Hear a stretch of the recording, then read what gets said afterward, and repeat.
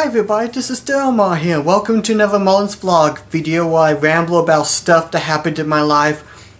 Things going on with like games and YouTube and whatnot. It's just a vlog series, that's all it is, just a series of vlogs. And today I want to talk about something that I don't think I've ever really talked about with anyone before. Or at least maybe not to a whole lot of people, as I haven't really thought about this scenario in a very long time. You ever had one of those dreams where you're doing something simply normal, and then also in a few weeks and months afterwards, you're like, wait a minute, wasn't I doing this exact same thing in a dream? It's one of those, it happens to me a little bit too often, I will admit, a little bit too often. And as I was thinking, wait, didn't I just did this in a dream before? I all of a sudden thought of this one dream I had that happened to me many years ago, back when I was in high school. And it's an interesting one too, as it's a dream that actually happened that following day after I had that dream. But before I talk about it, I want to talk about someone that I used to know in my family. This is a photograph of, as you could tell, that's me without this on my face. And then you got Grandma Lola on the right, or your left on the screen. And then in the middle is my Nana Phyllis, and that's the person I want to talk about. I love my Nana Phyllis. She was such a sweetheart. She loved being around with me and Chris. She fixed the best meals. She had a very big collection of those Christmas village sets. You know those village sets with the snow that you put a light bulb in and lights the windows and such? She had a ton of those that she loved collecting and displaying them around her house. But she was also a very loving Christian. She loved Jesus and God. In fact, whenever during the last year of her life, every other Sunday when me and Chris was with our dad, we would go to church with her and one of her friends, Mildred, and it was such a fun time.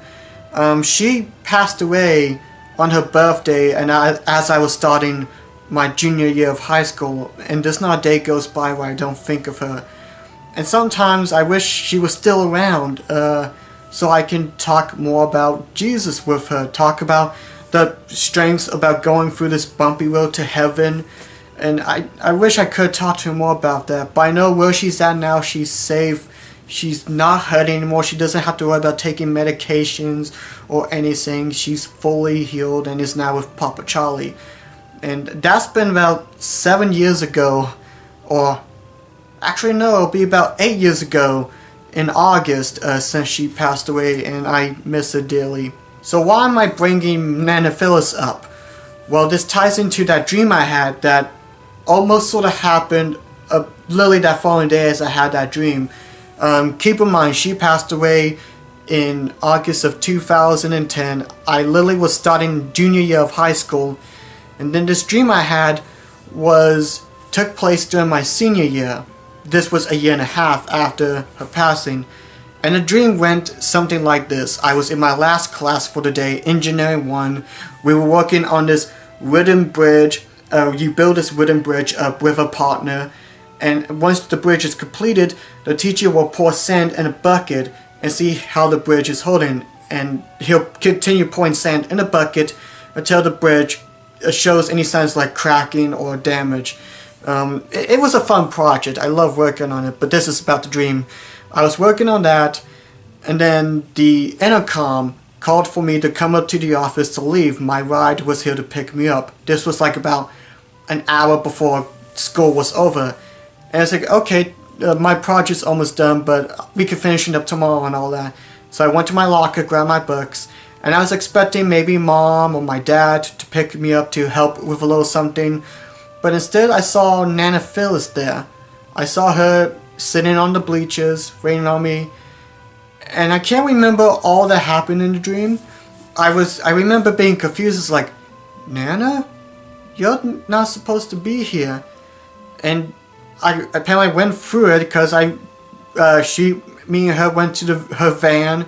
We drove then, and as we were driving towards the usual direction to her house, she drifted to a different direction. It's like Nana, this isn't the way to your house. And she's like, oh, we're gonna take the back road, honey. And as we were driving, we were getting to a more different place. There was more trees, darker shadows going on, until we were in the middle of nowhere where there's just trees circling around and the sky is pitch black. And I got out of the car thinking, where are we? And then all of a sudden, I can't remember if it was Nana or some other creature or something, but I remember getting attacked and was getting beaten up, getting inside shredded and everything. It was horrifying. I woke up to that moment startled. It's like, it's just something that seems too hellish to me. Just seeing Nana Phyllis, who was so loving, and then all of a sudden her taking me to this middle of nowhere and me being attacked by something was scary. So I woke up to that dream and it's like, okay, took a look at my phone, which was a Juke, which I loved that phone, but took a look at the time. It's like, okay, it's time for me to get up.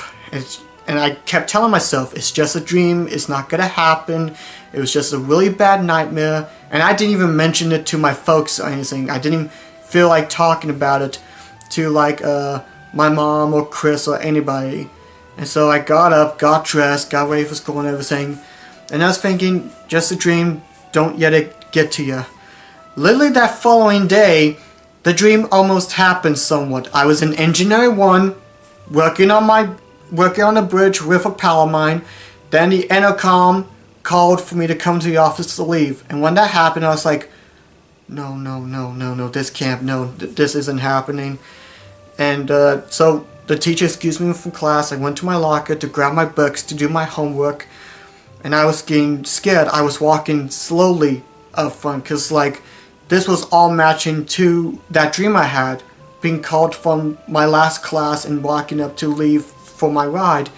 And I was like, oh no, you better not see Nana Phyllis. This was kind of odd.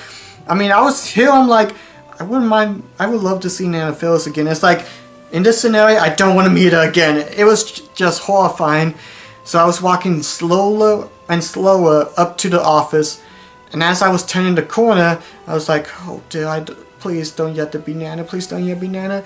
And I turned, and there was my mom. She got off work early today, and she decided to come pick me up, and we drove off, and we went over to the next town over to do a little shopping spree to have fun and whatnot. And that kind of scared me a little bit, and I was showing relief. And this was where I explained to my mom about the dream, about Nana picking me up and leaving me to nowhere to just get beaten up or something. But Mama showed me that it was just a dream, that the devil was just trying to make me scared of the day and everything. And I haven't thought about this dream in a long time. I haven't thought about the scenario. I just thought it would be interesting to talk about this dream that was horrific, just ended horrifying, and then for the events that really mashed it to that dream happened that following day but turned into something good. It's a rather interesting experience, and it's funny that I just thought about that. It's kind of weird. I'm not gonna say I have bad memory, but sometimes I don't think or remember a whole lot of stuff that happened to my past, and it's just one of the scenarios where I thought about the scenario, and it's like I feel like talking about it, sharing this very awkward, not awkward, but kind of scary but happy ending kind of way that happened to him back in high school. But yeah, that's just all I wanted to share with you guys today, to share this dream that kind of was scary, and then to have most of it happen throughout that same day. It's interesting to get back on.